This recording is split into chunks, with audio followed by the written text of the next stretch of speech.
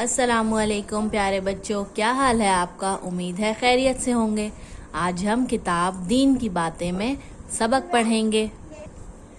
چلیے صفحہ نمبر 1 نکالیے۔ تعوذ، یہاں پر ہم تعوذ پڑھیں گے۔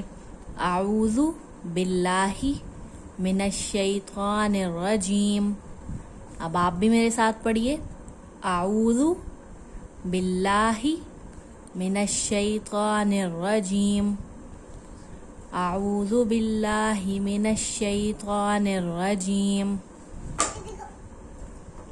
ترجمہ: میں پناہ مانگتی ہوں اللہ تعالیٰ کی شیطان کے شر سے۔ دوبارہ سے میرے ساتھ پڑھیے۔ اعوذ باللہ من الشیطان الرجیم۔ اب ترجمہ پڑھیے۔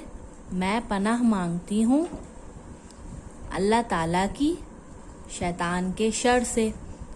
آپ نے تعوذ اور اس کا ترجمہ یاد کرنا ہے، اور جب بھی ہمیں غصہ آئے یا ہمارے دل میں کوئی برا خیال آئے تو ہمیں تعوذ پڑھ لینا چاہیے۔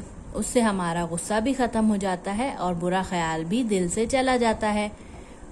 ٹھیک ہے بچوں، اللہ حافظ۔